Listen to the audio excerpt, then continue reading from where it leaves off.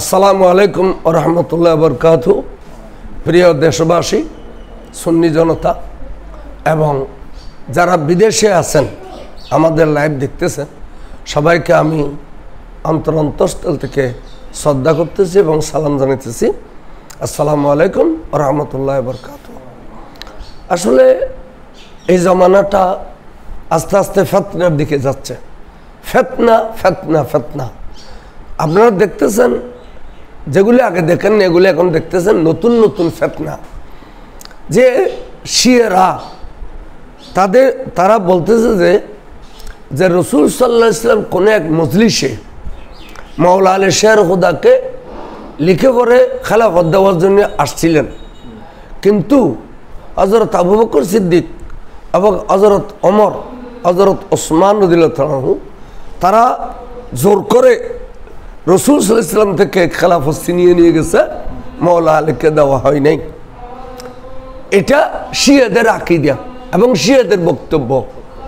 রাফেজি বলা হয় তাদেরকে, শিয়াদেরকে। এটা সম্পূর্ণভাবে আল্লাহ রসুলকে এহানত দেওয়া হয়েছে, সাহাবায়ে কেরামদেরকে এহানত দেওয়া হয়েছে। এটা বানাওয়াট, মিথ্যা, ঝুঠা। রসুল সাহাবাদের সামনে এ ধরনের এহানত দিলে, এ সাহাবের অপমানজনক কথা বললে কুফরি লাযিম হয়। আপনি শুনেন, আল্লাহ রসুল দুনিয়াহীন হায়াতের মধ্যে সিদ্দিক আকবর রাদিয়াল্লাহু তাআলা আনহুকে খেলাফত লিখে পড়ে দিয়ে দিয়েছেন যে আমার পরে খলিফা হযরত সিদ্দিক আকবর রাদিয়াল্লাহু তাআলা আনহু। সেজন্য সাহাবাদের মধ্যে সিদ্দিক আকবরকে খলিফাতুর রসুল বলা হয়। তার মানে একমাত্র রসুলের খলিফা হলো সৈয়দনা সিদ্দিক আকবর রাদিয়াল্লাহু তাআলা। একমাত্র রসুলের খলিফা হযরত সৈয়দনা সিদ্দিক আকবর রাদিয়াল্লাহু তাআলা। তো আল্লাহ রসুলের একটা ইশারাও ছিল যে সিদ্দিক আকবর যখন খেলাফত থেকে সরে যাবে, ইন্তেকাল করে যাবে, তখন খেলাফত দায়িত্ব নেবে যে হযরত ওমর। তো খলিফাতুর রসুল সিদ্দিক আকবর ওলিয়া হাদি, অর্থাৎ তিনি লিখে যাবেন যে ওমর খলিফা হবে। ওমর রাদিয়াল্লাহু তাআলা আনহুর হীন হায়াতের মধ্যে তিনি লিখে যাবেন যে হযরত ওসমান খলিফা হবে। তো হযরত ওসমান হীন হায়াতের মধ্যে লিখে যাবেন যে মাওলা আলী শের খুদা খলিফা হবে। তাহলে এটা আল্লাহ রসুলের একটা সিরিয়াল ছিল। এই মতে হযরত আবু বকর সিদ্দিক 2.5 বছর খেলাফতের দায়িত্ব গ্রহণ করেছিলেন। এরপর উনি ইন্তেকাল করেছেন। তিনি আল্লাহর কাছে ফরিয়াদ করেছিলেন যে আল্লাহ রসুলের বয়স 63 বছরে আপনি ওনাকে দুনিয়া থেকে তলব করেছেন। আমিও 63 বছরের বাইরে যাইতে চাই না, আমার নবীর হায়াত আমাকে দান করুন। সেজন্য সিদ্দিক আকবর 63 বছর হায়াতে ইন্তেকাল ফরমিয়েছেন। উনি 2.5 বছর খেলাফতের দায়িত্ব গ্রহণ করছেন। হযরত ওমর 10 বছর খেলাফত পরিচালনা করেছেন। বাঙ্গাসুরে 2-1 মাস থাকলে এগুলো আমি বলতেছি না। এবং হযরত ওসমান বিন নুরেন 12 বছর খেলাফতের দায়িত্ব পালন করেছিলেন। ওনার শাহাদতের পরে মাওলা আলী 5.5 বছরের মধ্যে 5 বছর খেলাফত গ্রহণ করেছিলেন, দায়িত্ব পালন করেছিলেন। এরপর কুফার মধ্যে এই খারেজিদের পিছনে নামাজ না পড়ার জন্য রসুল পাকের পক্ষ থেকে ইশারা ছিলেন মাওলা আলীর কাছে। সেজন্য উনি খারেজিদের পিছনে নামাজ পড়া নাই বিদায় এরা শত্রুতা করে নামাজের মধ্যে মাওলা আলী শের খুদাকে জব করে দিয়েছিলেন। ওই কমবক্তর নাম ছিল আব্দুর রহমান বিন মুলজিম। তাহলে 30 বছর খেলাফত চলবে, এটা রসুল সাল্লাল্লাহু আলাইহি ওয়াসাল্লাম ফরমাইছিলেন। 30 বছর খেলাফত থাকবে। 30 বছর পরে তোমরা ইচ্ছা করলে গণতন্ত্র আনতে পারো, ইচ্ছা করলে খেলাফত আনতে পারো, কিন্তু 30 বছর। তো সাহাবায়ে কেরাম 30 বছর পূর্ণ করেছিলেন, কিন্তু 5 মাস রয়ে গেছে। এই 5 মাস মদিনাবাসী এবং মক্কাবাসী বলে যে আমার রসুলের খেলাফতের 30 বছর আমার রসুল বলে গেছেন। তো 30 বছরের মধ্যে 5 মাস বা 6 মাস রয়ে গেছে।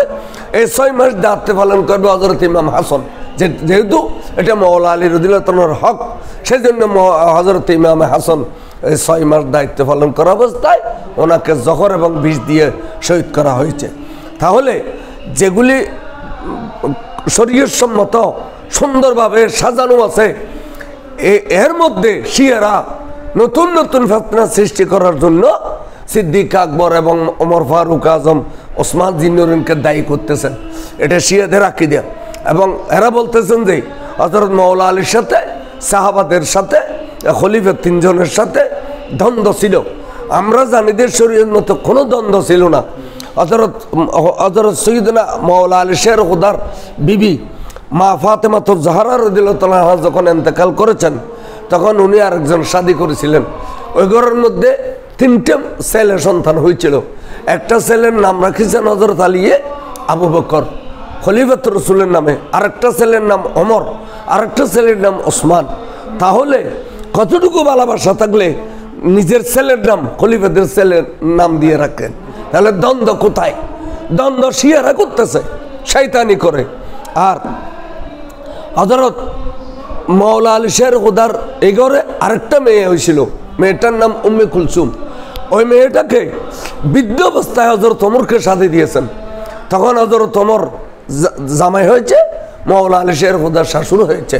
তাহলে দেখা যায় তাদের মধ্যে যদি দ্বন্দ্ব থাকতো, বৃদ্ধ অবস্থায়ও নিজের মেয়েটাকে হযরত ওমরের কাছে কেন বিয়ে দিয়েছেন? তাহলে তাদের মধ্যে কোনো দ্বন্দ্ব ছিল না।